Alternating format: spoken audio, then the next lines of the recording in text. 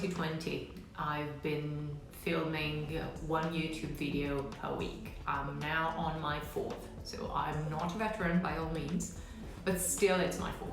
And yet, every time I have to film a video, so I'm all set up, I have my makeup on, the set, and everything. I have the script, I'm ready, I know what I want to say, I just have to start. I'm just gonna make myself a cup of tea. And then I stare into space, and then there's that, speck of dust here and there, and ooh, my manicure. So I am procrastinating. Really basic procrastination. Does anything like that ever happen to you? My name is Simona Ferri. I'm a coach and I have been a big time procrastinator. Partially, I still am, as you've just seen. In this video, I'm going to tell you why and what I think is the best strategy in this case. I arrived to this conclusion after trying for years time management books on procrastination, systems, hacks, even a hypnosis map. And it's been a long journey and sometimes painful. So stay tuned for bonus quick application tips that might help you in your journey. There are countless studies on procrastination and on why we procrastinate. Perfectionism, fear of judgment, fear of failure, you name it. And there are also many different suggestions and methods and systems on how to end procrastination. I don't think we really can end it, but most importantly, I don't think we should. I think we need to keep it in line and not let it rule our lives, but ending it altogether may not be feasible, nor, in my opinion, advisable. Why is that? Well, it's because procrastination is a signal. It's our heart or our gut telling us that whatever our mind wants to do, it's not okay, at least not yet. So it's like that little triangle with an exclamation mark, that light on your dashboard of your car.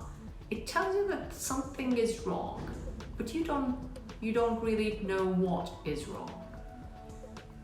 You do know that ignoring it is not a good idea, and starting a road trip might not be the good idea either. And yet, most of us just berate ourselves for our procrastination. We treat it like a bad habit, like a vice. We are ashamed of it.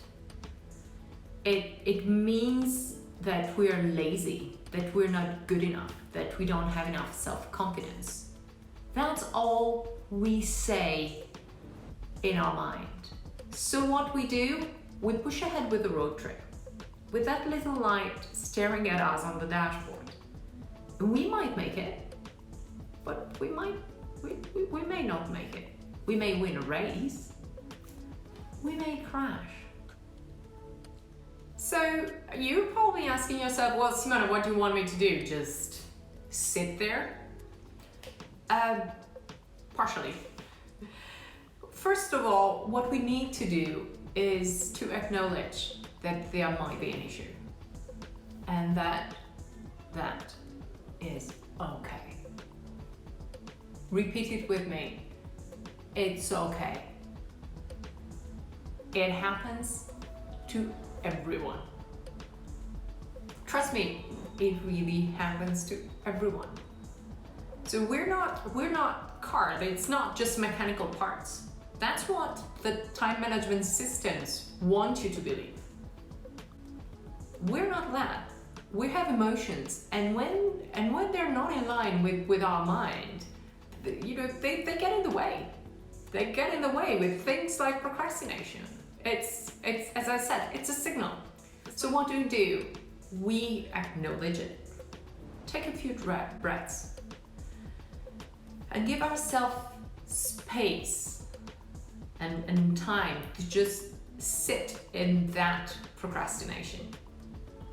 As you're sitting there and you're giving space to your heart, to your gut to express something, then you can engage your mind to try to understand it.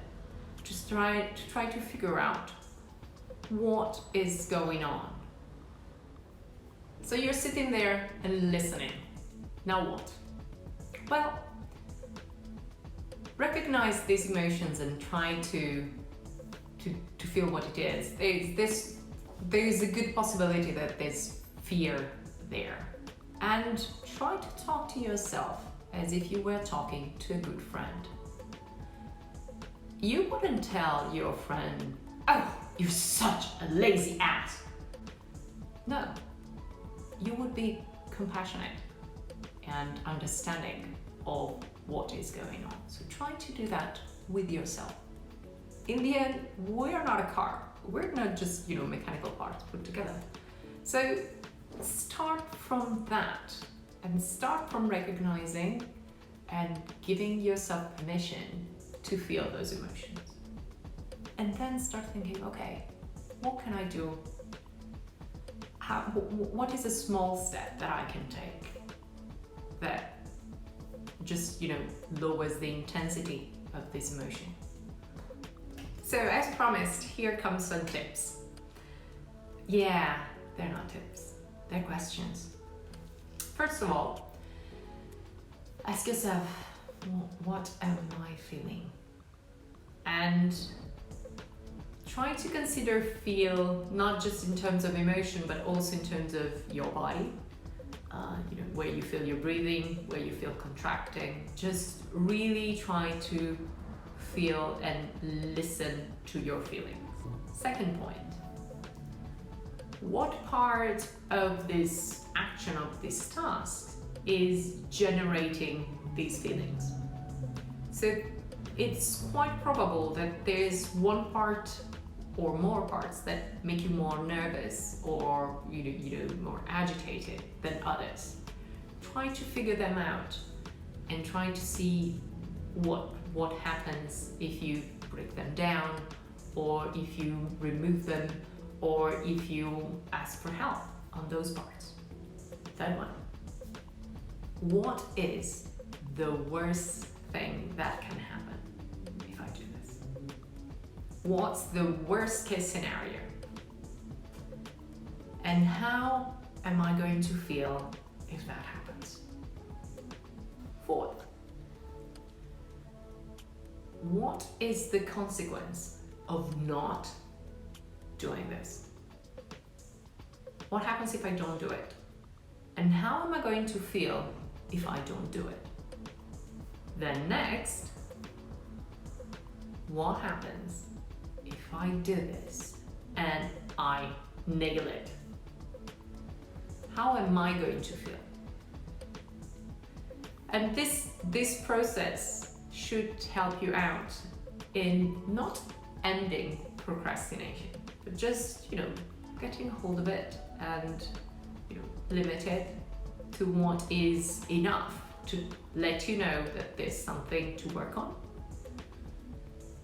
But then just, moving forward with your things, which is obviously what happens to me because you're watching this video. If you like this video, please give it a thumbs up, comment, share it with someone whom you think might benefit from it. Subscribe to the channel to make sure you don't miss a new video every week. Bye!